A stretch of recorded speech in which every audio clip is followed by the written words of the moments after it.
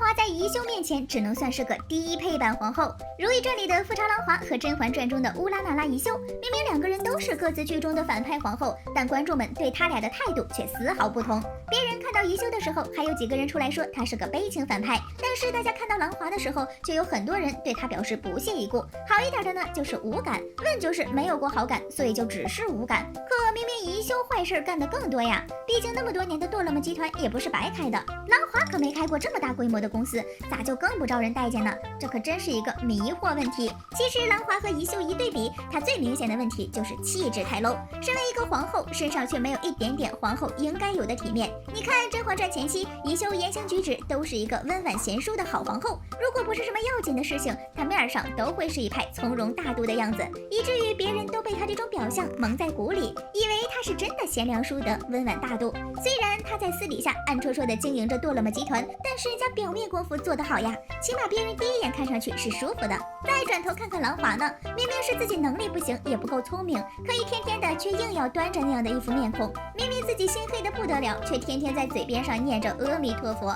自己做了富察家的妻子还不够，还要让自己的儿子女儿都成为妻子才好。可偏偏他干这事儿的时候，还打着额娘都是为你好的招牌。好孩子，皇额娘也是为了你好，你是嫡子，你若是不争气，皇额娘还能指望谁呀？别人第一眼看上去就只会说她这个皇后呀，当的真是不够体面。再说说最让人觉得恶心的对食事件吧，其实探听生意这种事儿，每个朝代都会有，毕竟后宫有几十几百号妃子，可皇上却只有这一个，所以大家想办法探知生意，其实也是为了迎合皇上的心思，好让他的心在自己这边多停留一会儿。本来这事儿如此稀松平常，可是为什么郎华这事儿办出来就那么招人厌烦呢？因为人家谁也不会把自己的丫鬟送给一个太监呀。当初华妃想找个人帮自己，于是把宋芝送到四大爷面前，让他多说点好话。甄嬛回宫时，锦汐和苏培盛对食，也不是被人按头成婚，甚至后来甄嬛也建议让他和苏培盛分手。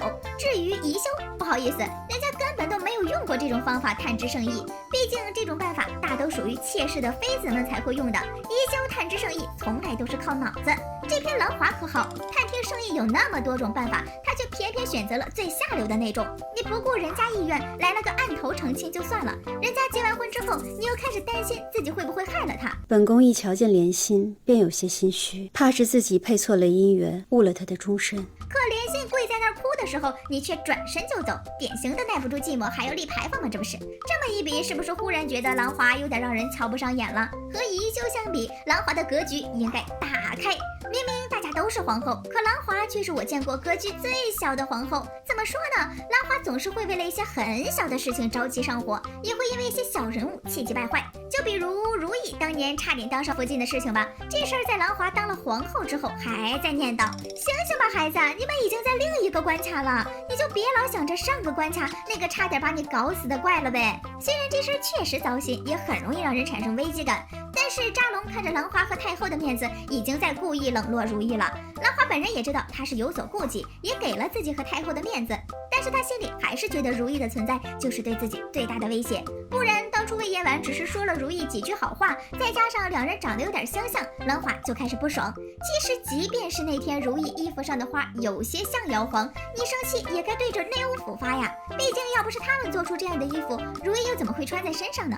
而魏延婉一个啥都不知道的宫女，只是夸了如懿几句，你就不高兴。谢妃娘娘性子温柔随和，怕奴婢犯了规矩，就带着奴婢过来了。真是显得她的格局非常小了，连几句这样的话都听不了。还有在扎龙给如懿题字做匾额的时候，兰花和苏烈就在高羲月面前演了一出酸溜溜的双簧，怎比得上贤妃宫里挂的一副匾额，都是皇上御笔亲题的。后来高羲月去跟扎龙撒娇，弄得整个后宫都有御笔题字的匾额，这事儿才算完。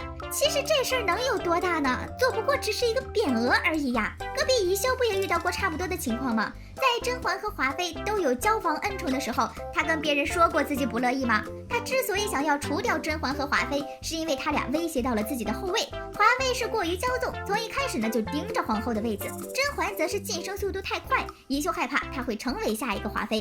从始至终，宜修都没有因为这一点赏赐就酸溜溜的不高兴。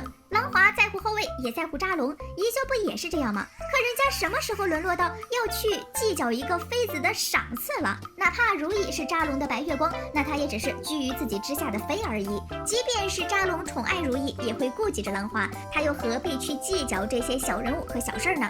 隔壁宜秀在搞纯元故衣事件和滴血验亲事件的时候，兰华还在这儿计较那些芝麻点的事儿，还在因为别人的一句话而生气呀！一国之母居然连这点格局都没有，活得像个小心眼的妃子。为什么兰华的坏事总能干得毫无理由？除了小家子气之外，和宜修相比，兰华身上真的没有那种皇后的架势。在《如懿传》中，兰华的妈妈曾经说过，自己是把这孩子当福晋养的，所以呢，成了如今的大家闺秀的样子，一直把娘娘当未来的福晋培养。虽然是养成了大方得体的闺秀，当时我真的想问一声，大妈，您确定吗？她这就叫端庄良善的大家闺秀？人家高希月和如懿刚进府的时候啥也没干呢，她就赐了一个绝育手镯。可别说这事儿她不知道啊，剧中她无数次叮嘱人家一定要带着手镯，跟当年的切尔哈实名投毒也就差了那么一点点。不过你要说她当时心里记恨如懿，怕她搞自己才赐的镯子，也能说得过去。毕竟当时如懿差点成了嫡福晋，她怕人家生了儿子搞她也是正常的。可是高希月这又怎么说？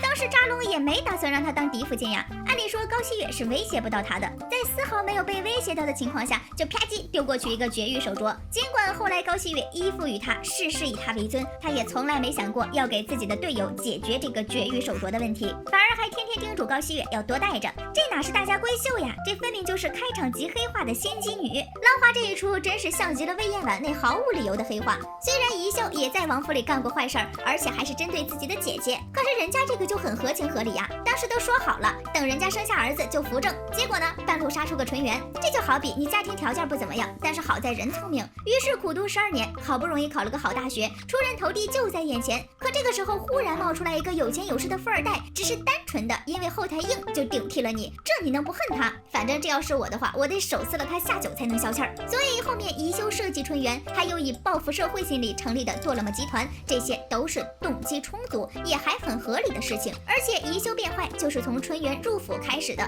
之前可听说过他做别的坏事儿没有呀？他可不像兰华，开局就是无差别对待，逮着如懿和高希月就是一顿突突。后来当了皇后，扎龙虽然心里并不爱她，但凡事呢也多少会顾及她的面子。可她还是像从前一样，明面上和高希月亲如姐妹，背后却又在说她的不好。虽然她并不是一无是处，但是在做皇后这方面，她实在是太露怯了。哀家疼你，但也不得不教导你呀，失之急切了。这做皇后啊，要么就跟宜修一样步步为营，和后宫的女人斗个死去活来，要么就像如懿一样和别人交心，给别人温暖。郎华当皇后的时候都干了些啥呢？天天念叨着你是嫡子，越俎代庖，还有就是犯一些芝麻大点的事儿来。站在宜修面前，郎华的低配 low， 格局小，干坏事还干得莫名其妙，别人讨厌他或者对他无感，确实是应该的呀。好啦，本期视频就到这里啦，宝宝们别忘了点赞评论哦。